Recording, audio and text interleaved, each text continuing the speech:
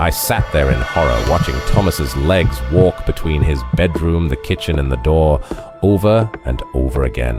At one point near the end, stopping to sit at the table and eat something. I could only guess what.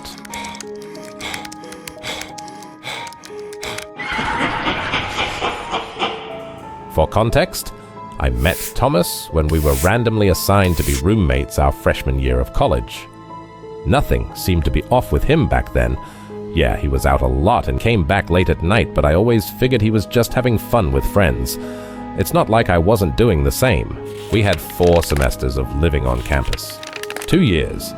In that time, he never struck me as particularly eccentric.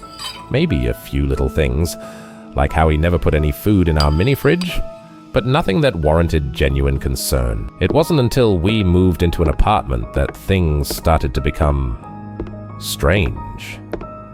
I moved in about a week after he did, a few days before classes were going to start. I was supposed to come in at the same time, but my aunt died, and I needed to help my dad with some aftermath there. It would have kept me longer had the start of the semester not snuck up. But that's beside the point. We viewed the apartment together initially, and it was a pretty nice, cozy place. Not exactly modern, but sure as hell cheap enough to make it worth it without said price being shady. Neither of us were bothered, but when I was finally able to move in, the place looked worse for the wear somehow. Significant enough that I noticed immediately.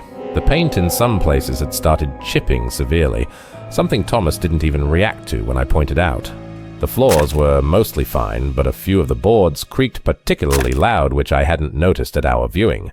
Again, enough that it bothered me, and still not enough for Thomas to give a damn about it. Then, there was the fact that the lock to the remaining bedroom, mine, was broken. A problem not very easily fixable on a college budget. I asked Thomas about that one, making sure he actually answered me, but he just kind of shrugged it off and told me he hadn't noticed it. But still, okay, whatever. Weird, but probably not a big deal besides losing our security deposit. It didn't matter. The semester started and the weeks progressed. And that was when I started noticing things about Thomas. Living in an apartment instead of a dorm was the most distant he'd ever been. It's not like he was ever super talkative, but now it seemed like he'd only glance my way and move on, unwilling to do more. In fact, he only really talked to me if it was to snap at me about being clean or quiet. With the former, he was only a little bit of a clean freak back in our dorm. Incessant about his own side, but he only got really pressed about it if any of my mess seeped into his. Here and now, though, it really shined through how bad it was. He never touched my room or anything, but the rest of the apartment had to be spotless or he'd be pissed. A few times more recently, he's thrown out my stuff because I hadn't touched it in too long, whatever that means. Nothing devastating. But one of those things was a spare charger I had to dig out of the trash and then get sprayed down with Febreze. Nothing short of annoying is what I'm getting at here. Why he suddenly became really anal about it was anyone's guess at that point. As for the being quiet part, that was an entirely new issue. Thomas never gave a damn if I was loud while playing a game before, but suddenly now it was worth slamming my door open without knocking over.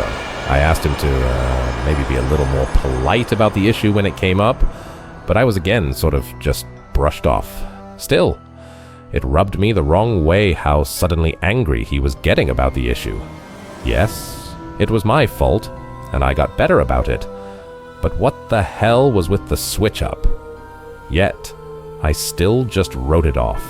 Maybe he had some mental or emotional stuff going on he didn't want to talk about? I could be patient with him, sure, but it got worse.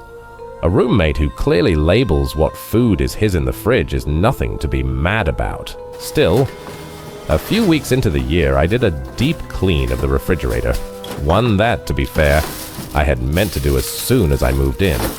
But it was too late for that, and now I had to take everything out to scrub it down. Only a few things were his, most of them in the freezer.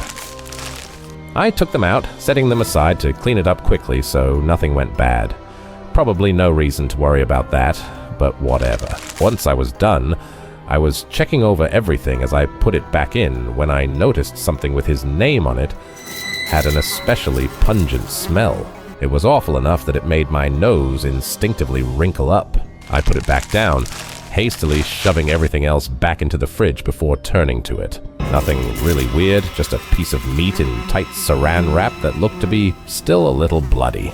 Frowning, I started unwrapping it to make sure Thomas hadn't put rotten meat in the freezer. The odor only got more foul as I did. It was a smell difficult to describe, though it was what I was worried about. Before I actually unwrapped the whole thing, it had a lot of layers, something I only questioned after the fact. Thomas came home and stopped dead in the doorway. "Why are you touching my stuff?" he yelled and stormed over after a second, snatching the meat off the table and immediately starting to re-wrap it. His hands were shaking. "It smells disgusting, man," I told him, stepping back a little. I wanted to check it wasn't rotten. "It's not. I'm just on a diet," he snapped. "Don't take my food." "I wasn't taking it," I hissed back. "Don't touch it!" Thomas stuffed the meat back into the freezer at that, then swiftly retreated to his room, barely opening the door and sliding through, leaving me to scrub my hands of that horrible stench. It was then that I really got suspicious of Thomas. The other weird things layered onto that incident that made me start observing him closer. I wasn't trying to stalk my roommate by any means, but looking past the surface made me notice some more things. How half the creaking boards were in front of his room. How he always slipped into his room like he was hiding something in there. That most of his labeled food had that same disgusting odor of death when I checked. Well, sniff tested them. After the first time, I was a little scared to unwrap another one. Maybe it was stupid, but I'd read online somewhere that a reason for creaking floorboards could be that they had recently been lifted up. So, another little investigation started, this one intentional. When Thomas left for class, I started checking under the boards, and it wasn't long before I turned up something.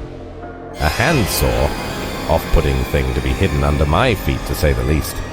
It looked pretty well worn, clean but used. Aside from the saw, lifting the board let me see a mysterious reddish-brown blotch stained into the underside of it. That was enough for me to put the board back and stop thinking about it for now. At least, until I could come up with a plan. I had a film major buddy, and I managed to convince him to let me use an old video camera of his for science. I hid it in a plant and aimed it at the door to Thomas's bedroom at leg level. Set up to stay at said friends for the night, and then let it play out. In hindsight, a mediocre video camera was a really shitty pick for this, but it did the job enough. I didn't get a live feed or anything, and I was left to wallow in anxiety the whole night. But when I got back while Thomas was out the next day, I could dig the camera out and watch what it showed me. After charging it anyway. It caught 8 hours of footage before dying. Most of it was nothing, which I sped through until Thomas walked into frame,